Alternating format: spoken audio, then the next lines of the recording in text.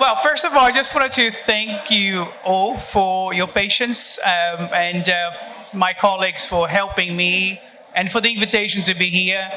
I'm a partnerships director for Coursera. I believe that many of you must have heard about Coursera somehow or have taken our courses. We basically supporting learners of all ages, different segments all over the world. So basically my session today is going to be a little bit about AI, but a slightly different perspective. I think that throughout the day, and I was out and about, I was watching some sessions, and I felt that there was quite a lot of information about AI, to the point when people feel quite bombarded, feel really overwhelmed. So I'm going to try to take it to a slightly different angle. I'm going to start showing the picture of this fellow over here. I don't know if anybody in the audience knows him at all. Any guess? If you know, just raise your finger. If you don't, I'll tell you now. His name is Douglas Hofstadter, and he's a cognitive scientist in the University of Indiana. He does a lot of work on AI, neuroscience. He's a Pulitzer Prize winner, and the reason why I decided to start with him was because I thought it would be nice to put things into context a little bit, especially when it comes about the hype of artificial intelligence. So back in 2022, when everything was sort of like embryonic, especially when it came to generative AI, which is something that is in the mouth of everybody. A lot of people don't even know what it is, but Douglas was actually quite skeptical about, what's going to be the impact of generative artificial intelligence and large language models. So he said, I'm at present very skeptical that there is any conscience in neural net architectures. The funny thing is, fast forward a year later, and he came up with this interview where he says that AI will be so incomprehensible to us as we are to cockroaches. Now, I don't partake particularly with this idea, but it does show the extreme and how people are, embracing this hype. Obviously, it's creating quite a lot of fear to some people and excitement to other people. I think it would be nice to start with the fear. Now, look at this. This is a report that was plotted by Bloomberg. That was back in 2017. And if you pay attention to the bubbles, the particular ones, the blue, orange, and yellow, these are students that have some, say, level of college degree. We're talking about, college degree, post-secondary, high school diploma, people who studied. When you take a look at the axis, they are pretty much sitting at the high top, like the top left corner, which means that they are the ones that are least vulnerable to the impact of automation. And remember, this is a 2017 research, okay? So, according to Bloomberg, they would be earning the highest salaries.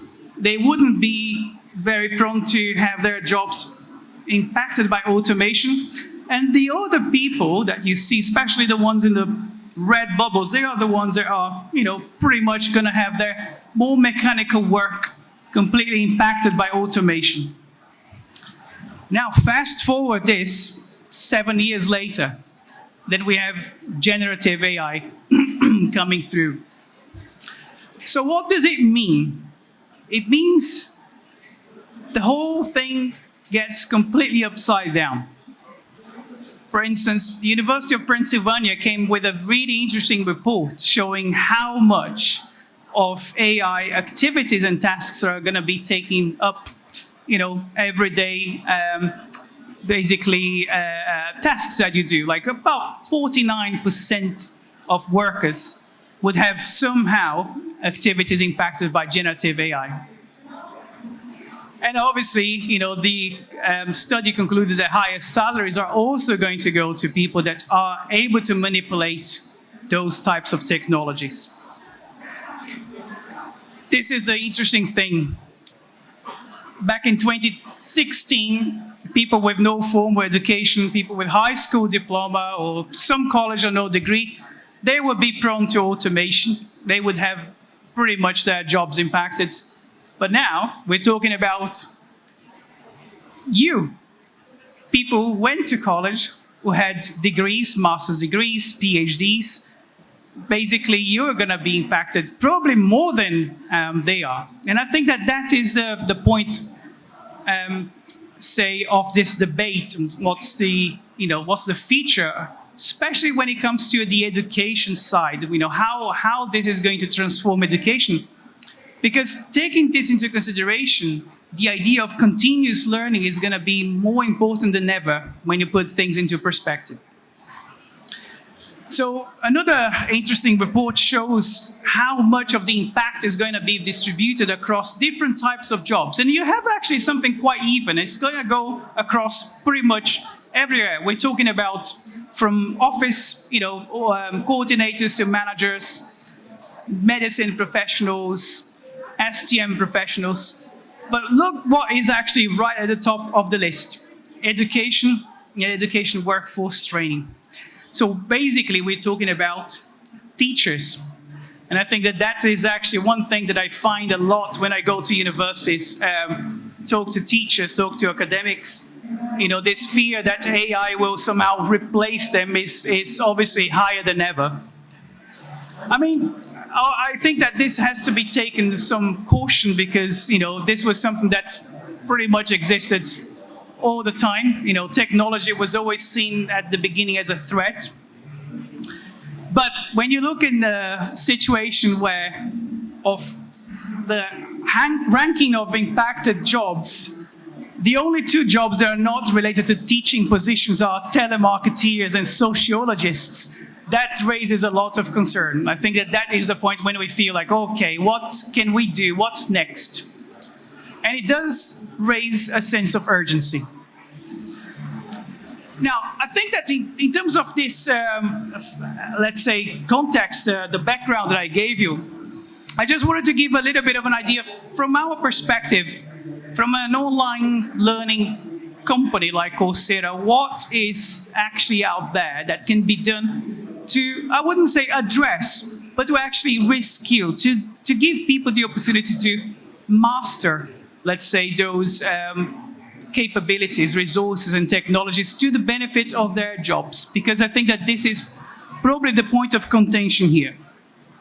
So, for example, when it comes to our side of the game, what we are trying to do is to look into particular areas, and we call them academies, which is the opportunity to provide very, very personalized types of training to people in different positions in life. So we're talking about people that are basically just starting their first job. We're talking about business leaders, CEOs. And you wouldn't believe, but a lot of CEOs today are still grappling with the idea of using things such as data science. That's one of the things that we do quite a lot when we work with companies, provide training across all the verticals, including leadership, because that's normally where everything starts. But then the idea of reskilling is also quite important. It came across a lot of projects that are based on governments providing large quantities of reskilling projects across countries. So I think that's another one that I would say it goes to the heart of Coursera. What we really want to do is to equalize things a little bit more when it comes to, the delivery of education. And then comes more, let's say, Gen AI focused with the idea of personalizing your content. I think that nobody learns the same way. The idea that someone might be interested in particular subjects or might have to learn something that is a little bit more in line with what is the expectation in the country. Interesting enough, we do a lot of research on state of skills across the world, and we see that obviously that varies a lot. For example, there are some countries where business skills are quite competitive, whereas they're lagging behind when it comes to technology. And I think that that is an imbalance that we want to address. And we think we can do with more customized, training, and I would say more than anything, equalizing, or a lot of people say, making education of good quality available to everyone. I think one of the things that we played, first of all, with was the idea that with, for example, ChatGPT, there would be an opportunity for professors, for example, to create their own content and therefore participate more in the process of, setting up resources that will be used by students. But when you compared in the past, to create a course took pretty much up to 7 months with investments of over, let's say, $10,000 to $100,000, depending on the level, the length of the course, but also the quality of the course. So that wasn't really very enticing to a professor who is already extremely busy, preparing handouts, correcting assignments, and so on and so on.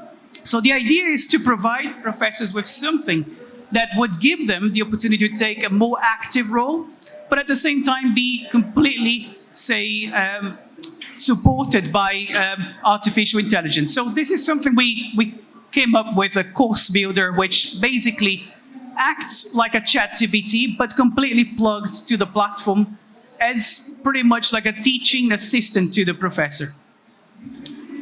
The next on the line was a Coursera coach. And I think that this is another very interesting invention in the sense that, the idea of ChatGPT is quite contentious when it comes to academic integrity. Many people are thinking about, okay, if ChatGPT can actually prepare a whole essay, what is actually the role of the student?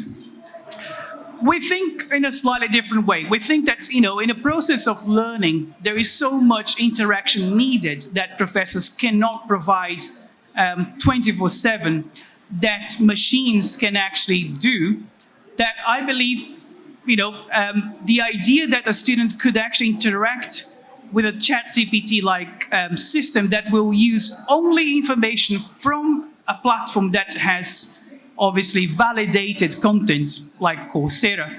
That means that all the apparatus of answers that will be generated are actually based on professors' input. So the idea is to make sure that students have a little bit more independence. Let's say you are a business student and you want to know in the middle of the course, what is BATNA? What is actually what this acronym means. If you ask your professor, you might not be able to have a response right away if you're not in class. But if you're able to work with a machine that will craft an answer based on the content of the platform, of the courses offered, that would basically provide you with an answer instantly and will allow you to proceed with your learning rather than being stuck where you are. So I think that, again, it's more down to the ethics, how much academic integrity we can maintain, but at the same time, how much of the use of technology we can deploy to the benefit of the learner, especially when you think about learners that do not have very easy access to quality learning, especially students in remote areas, for example, or unemployed people. So I think that these are, areas that we think could be resolved. Another thing that I really like is the machine learning factor. So another point that we see as a barrier sometimes is the question of language.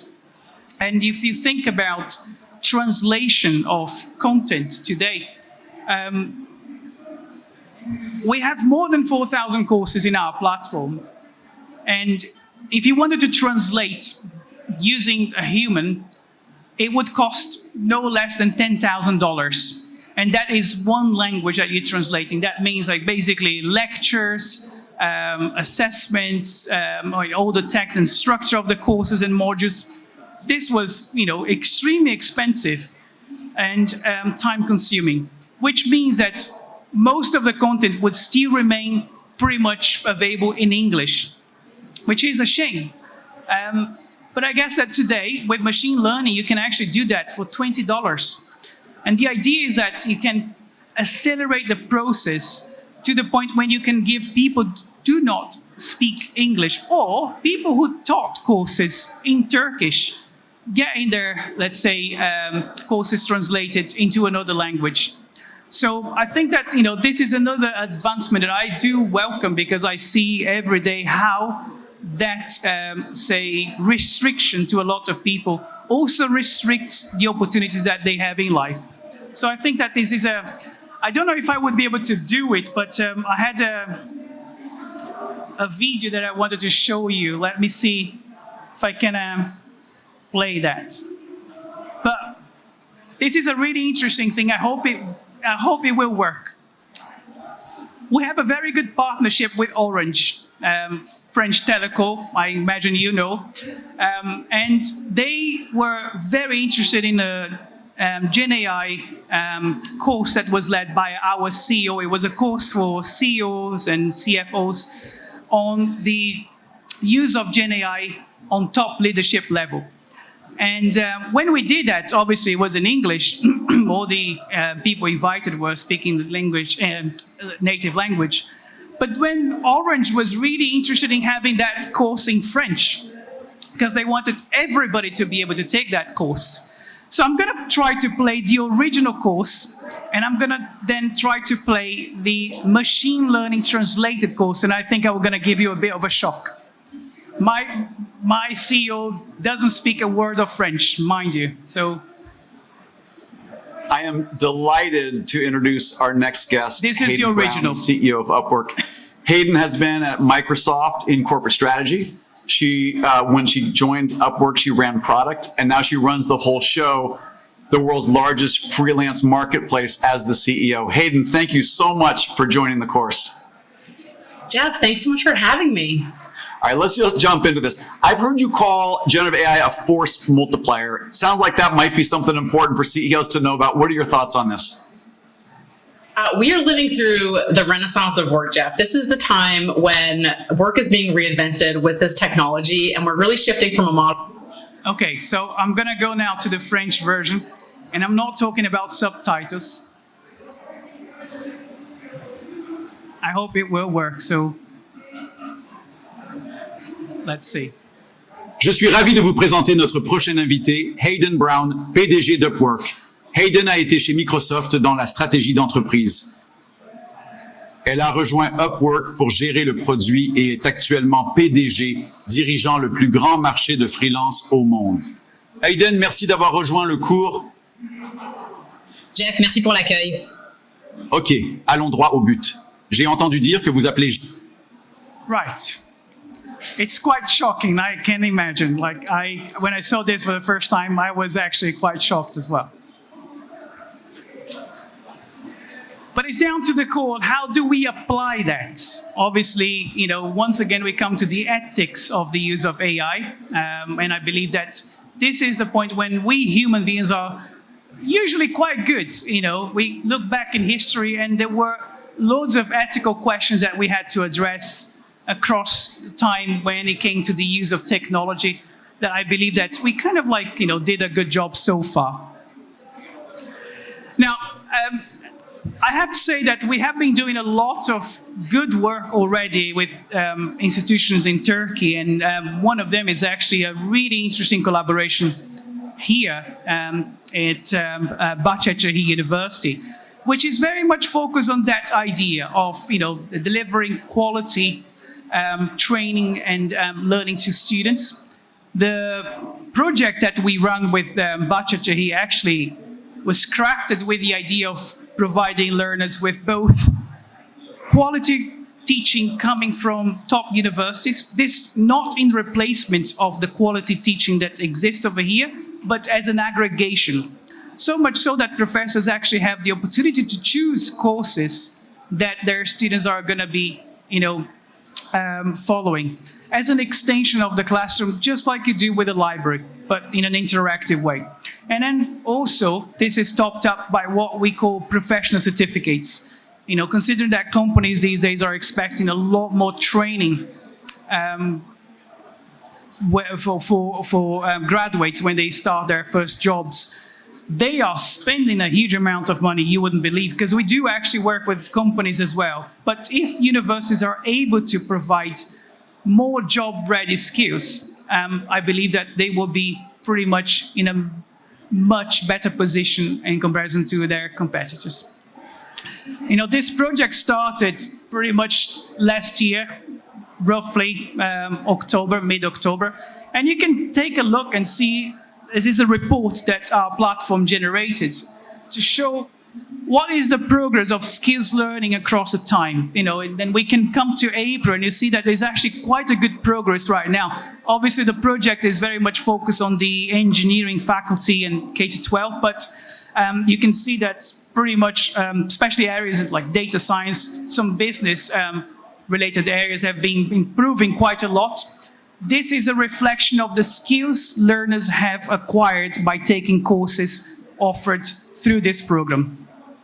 And we also do a lot of analytics when it comes to, for example, comparison between what is the status of skills of students over here with other students in the region. And you can see a very interesting plot where it indicates there is a very good level of business, some good level of IT, tech, a little bit less when it comes to the data science part. And I think that this is where we take an holistic approach to try to create programs that will be addressing those areas that are lagging behind. You know, we try to do this by using data.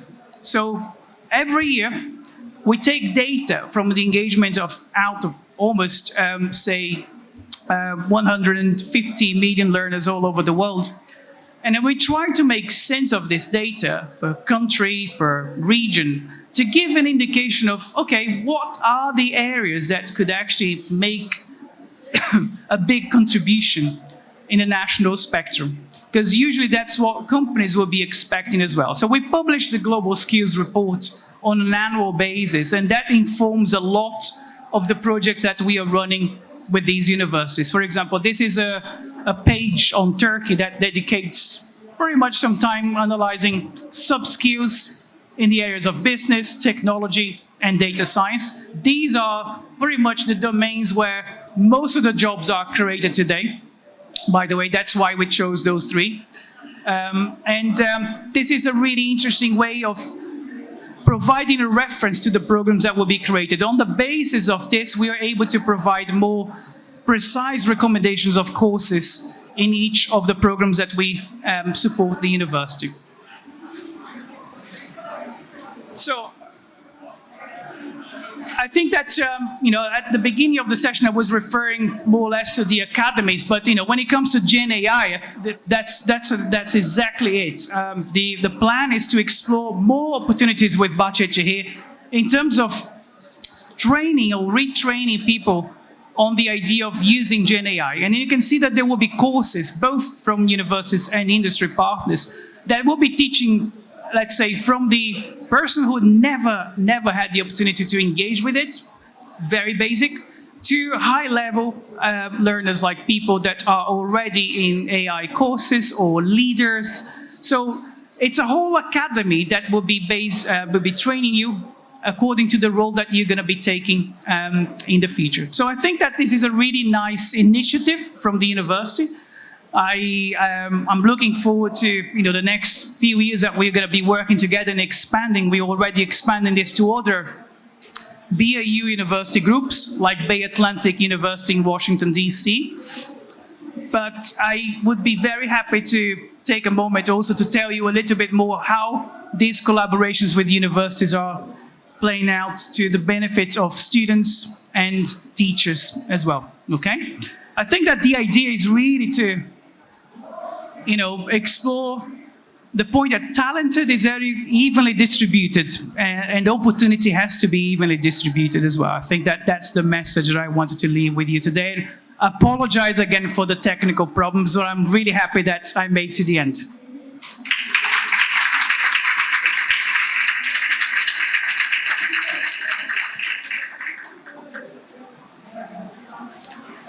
I don't know if you have any time for questions, or is it finished?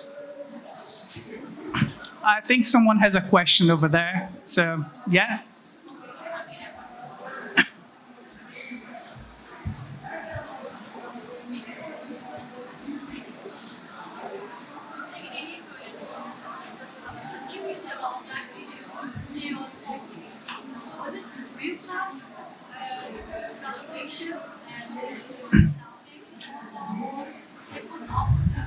Good question. So that video was completely translated using a machine learning system.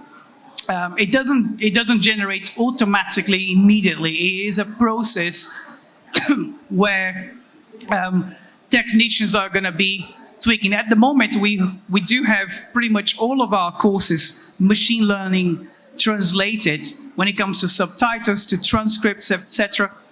And a few years ago, this process that now is very quick took ages. So the same goes with the dubbed translation. We foresee that in the next year and a half, we will be able to do pretty much the same thing with all the courses available in the platform.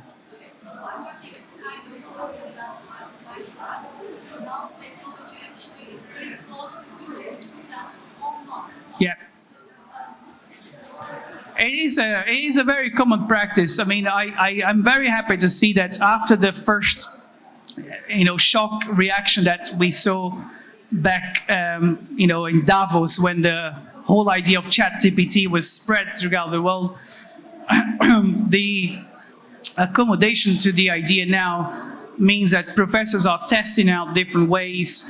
I think that the whole ethical answer to this issue will actually come from professors, not from anybody at the top. They will be the ones that will measure how much academic integrity has been impacted or not. And I think it is an important thing to consider. Now is technology also copying the sound, the voice, and even my company, I'm working, we can make that speech your CEO's same voice, that's another incredible level. Yeah, it raises a lot of questions, but it is an interesting thing, isn't it? Yeah. Thank you. Thank you. Just, do we have time for questions? Yeah. Okay. I think there's somebody else over there that.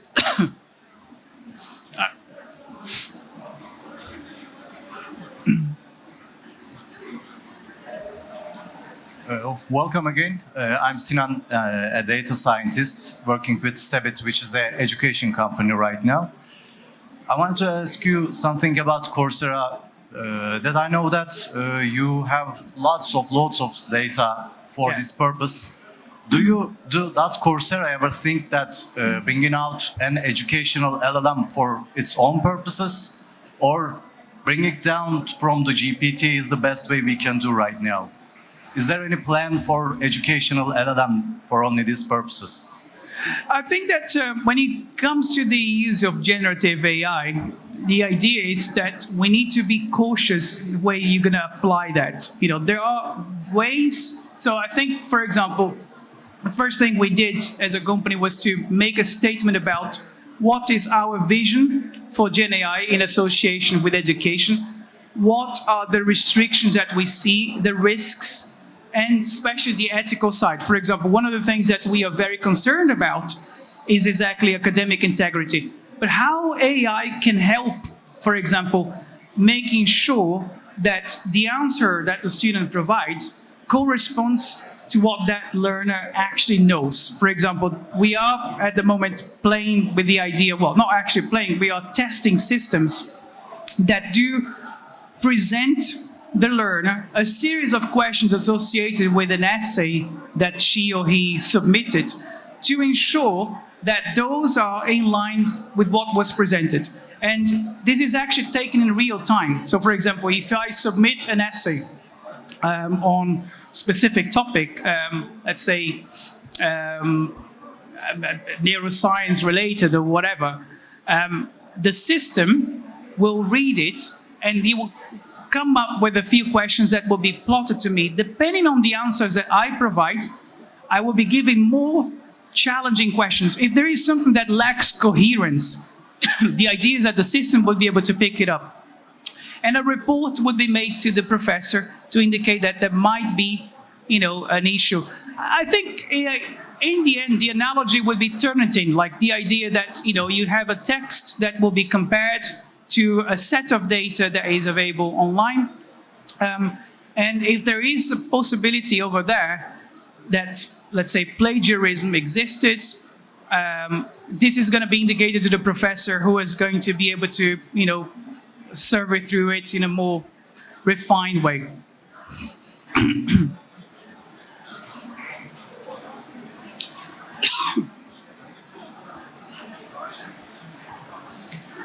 Any other questions? Any comments? Or yeah. I think we need a microphone over here. Thank you for the presentation. You're welcome. Actually, you mentioned an example for a business student who missed a class, and he wanted to follow up with the professor to get a prompt feedback on what they have taken on their class. So you said you are delivering a personalized learning. Yeah. So how do you deliver a personalized learning to someone who missed his class? Okay, so I think that the idea of personalized learning goes to the point that before that, education was pretty much a one-size-fits-all. The way a student is basically offered a set of curriculum or attributes and has to learn that until pretty much recently is very similar. And we know that people learn differently. Some people struggle with specific things that others don't. Ideally, when you think about personalized learning, is really that the input which is provided to the student is crafted towards the output of that learner. So as you take a course and the machine is able to understand what your weaknesses might be, that will provide you with a specific content that is suitable for your needs. Whereas in the past, everybody was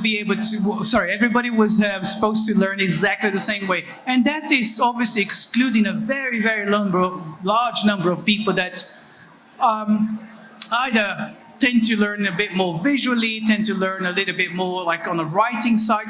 So I think that the idea is really to make sure that the process is more interaction. So there is a transaction between the learner and the system. Now, this doesn't exclude the professor. I would say that in my personal opinion, and in, I would say, Coursera's opinion, because all our courses are actually created by professors themselves, the professor is probably the most important element. I think it's the professor is the most important element of the whole process. Why? Because the professor is the arbiter, is the person who is actually going to be selecting, making recommendations. I think the machine is pretty much an assistant and not the other way around.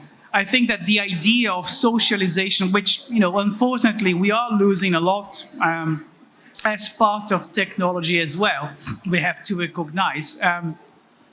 Socialization, debate, ideas, those are very important things to have in the class, okay? So I think that the idea of personalized learning is more in the sense that we're giving independence to the learner to extend the realm of the classroom towards home, towards a library, and not just in the class.